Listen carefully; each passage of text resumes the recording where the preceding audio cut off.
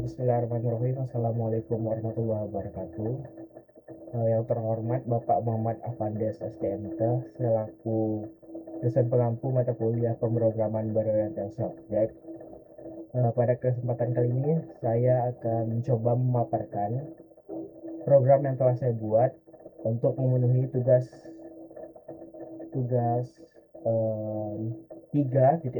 yaitu mengenai inheritance dan subtyping. Jadi pada kesempatan kali ini aplikasi yang saya buat adalah RPG Battle Adventure, yang mana RPG Battle Adventure ini merupakan aplikasi game RPG sederhana yang berbasis human terminal dengan menerapkan konsep OOP pada Python. Dimana di aplikasi yang saya buat ini pemain dapat melawan monster menggunakan item, mengelola inventory, membeli item di shop, serta menggunakan weapon dan potion untuk bertahan hidup dalam pertarungan. Adapun peran-perannya ada 2 atau 3 mungkin ya, kalau bisa disebut ya, sistem itu adalah peran. Tapi di sini saya menjelaskan 2 saja. Yang pertama ada player, yang mana player ini merupakan user sebagai karakter utama yang bisa dimainkan oleh pengguna untuk bertarung melawan musuh dan mengelola inventory. Nah, yang kedua ada enemy, yaitu ada goblin dan dragon yang saya buat. Jadi enemy ini adalah musuh yang akan dilawan oleh user atau player gitu dengan kemampuan yang serangan berbeda-beda begitu. Nah, yang ketiga itu ada sistem yang mana mengatur sistem inventory battle dalam permainan. Adapun fitur-fitur dalam aplikasi yang saya buat adalah ada battle system, yaitu player versus monster, ada sistem attack dan damage, ketiga ada inventory system, ada equip weapon menggunakan potion untuk menambah darah, ada shop system untuk membeli item, keempat ada seterusnya ada gold reward dari musuh, yang mana kita setelah kita membunuh musuh kita akan mendapatkan sebuah gold. Ada status player dan enemy. Nah, juga ada itu rest atau health system. Nah, jadi sekarang kita bisa langsung masuk ke dalam program yang telah saya buat. Di sini kita masuk ke dalam main.py, mungkin kita bisa langsung run saja, run di Python. Nah, di sini akan muncul tampilan seperti ini. Di sini ada 10 menu ya. Di sini kita bisa terlebih dahulu kita lihat status kita dulu. Kita bisa inputkan 1. Nah, akan muncul sebuah status player yang mana kita adalah sebuah knight dengan darah yaitu 100/100. Kita masih level 1 dan gold kita masih 0 gitu. Kita tekan enter. Kita balik ke menu awal lagi. Nah, kita bisa lihat juga nih inventory kita. Di inventory kita mempunyai 2 item. Yang pertama itu ada iron sword dan health potion. Nah, kita tekan enter. Kita bisa menggunakan senjata tadi, kita pencet 4. Nah, knight memakai weapon iron sword gitu. Kemudian kita ada potion ya, kita jangan gunakan dulu karena darah kita tuh masih 100 begitu. Nanti kita gunakan ketika darah kita sudah berkurang. Kita bisa coba langsung melawan goblin. Kita pilih menu 5. Kita masuk nih ke dalam battle nih, battle start. Naik dengan darah 100/100 melawan goblin hijau dengan darah 50/50. Ini ada 4 pilihan, ya ada attack, so inventory, use potion, dan juga exit battle. Kita pencet attack, akan muncul seperti ini gitu. Knight menyerang goblin hijau menerima 25 damage. Goblin hijau menggunakan snake attack Knight, itu adalah sebuah serangan yang dimiliki goblin gitu. Kita mendapatkan 15 damage gitu, kita menerima yang mana darah kita itu berkurang 15 menjadi 85 dan goblin hijau menjadi 25. Di sini kan karena kita darah kita udah berkurang jadi 85, kita bisa menggunakan potion. Kita kena menggunakan potion. Nah, darah kita menjadi 100 gitu. Kita attack lagi. Nah, goblin hijau menerima 20 damage.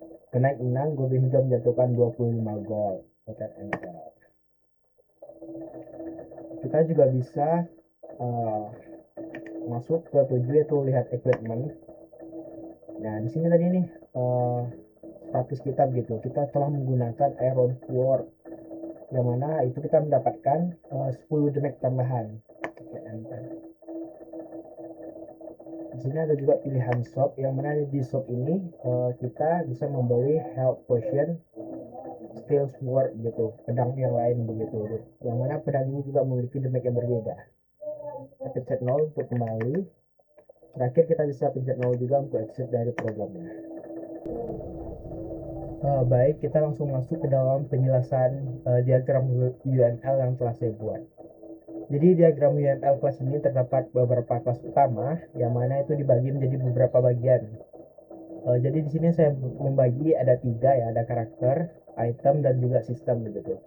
Nah, pada bagian karakter terdapat abstract class karakter yang menjadi parent class untuk player dan enemy. Kelas karakter tersebut menyimpan atribut dasar seperti nama, HP atau darah ya, attack power, serta metode umum seperti take damage dan soul status. Kemudian, player mewarisi karakter dan digunakan sebagai karakter utama yang dimainkan oleh user. Selanjutnya itu terdapat kelas enemy yang juga merupakan turunan dari karakter yang berfungsi sebagai parent class untuk musuh di dalam game. Kelas Goblin dan Dragon itu mewarisi kelas enemy, yang mana masing-masing itu tetapi memiliki sebuah behavior yang berbeda begitu. Goblin menggunakan snake attack, sedangkan Dragon memiliki fire breath dan special attack begitu. Pada bagian item terdapat abstract class item yang menjadi parent class untuk weapon dan potion. Pada bagian item terdapat weapon digunakan untuk menambah attack player, sedangkan potion digunakan untuk memulihkan HP player. Selain itu terdapat battle system dan inventory system, yang mana itu berfungsi untuk mengatur gameplay yang ada di dalam aplikasi ini. Battle system digunakan untuk mengatur sistem pertarungan secara battle system digunakan untuk mengatur sistem pertarungan antara player dan enemy. Sedangkan inventory system digunakan untuk mengelola item pada inventory player. Dengan ini struktur seperti ini tuh bisa memudahkan proyek ini akan dikembangkan karena setiap kelasnya itu memiliki tanggung jawab yang berbeda-beda begitu. Kita lanjut kepada konsep inheritance yang telah saya buat. Nah, pada program ini inheritance digunakan untuk menerapkan konsep pewarisan pada kelas yang ada di sistem RPG. Nah, inheritance itu memungkinkan subclass mewarisi atribut dan metode dari parent class, sehingga kode menjadi lebih baik dan tidak perlu menulis ulang fungsi yang sama. Contohnya pada kode kelas ini, player karakter, kelas player tersebut mewarisi kelas karakter. Nah, dengan demikian, player dapat langsung menggunakan atribut seperti HP dan attack, power, serta metode seperti take damage dan soul status tanpa perlu membuat ulang metode tersebut begitu. Selain player juga terdapat kelas Goblin dan juga kelas Dragon. Kelas Goblin dan juga kelas Dragon yaitu mewarisi kelas enemy begitu. Dengan inheritance, setiap subclass itu dapat menggunakan behavior dasar dari parent class lalu menambahkan behavior khusus sesuai kebutuhan masing-masing kelas begitu. Kita lanjut ke super function. Di sini kita bisa lihat contoh langsung ya. Super init seperti ini. Ini merupakan super function yang mana yang memiliki arti adalah digunakan untuk memanggil konstruktor dari parent class dengan menggunakan kata super, yaitu subclass dapat mewarisi dan menggunakan atribut maupun metode dari parent class tanpa perlu menulis ulang kode yang sama. Contohnya pada kelas tersebut tadi, kode tersebut dipanggil untuk memanggil konstruktor dari kelas kelas enemy sehingga tanpa perlu menulis ulang dari yang ada di dalam kelas tersebut begitu. Baik, kita bisa langsung masuk ke dalam yang namanya subtyping. Nah, di sini ada subtyping yang telah saya buat. Kita bisa lihat dari sini enemy sama dengan goblin hijau begitu. Jadi ini adalah contoh dari subtyping.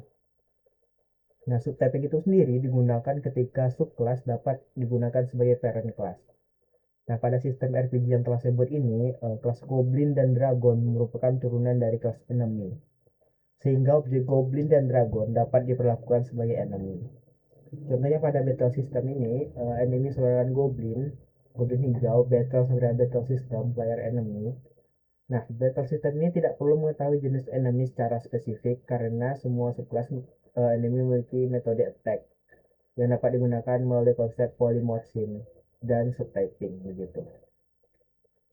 Jadi sebagai kesimpulan, untuk aplikasi yang saya buat ini tuh sudah bisa dibilang mampu melengkapi konsep OOP ya, seperti inheritance, enkapsulasi, abstraksi, polymorphism, super function, dan juga subtyping.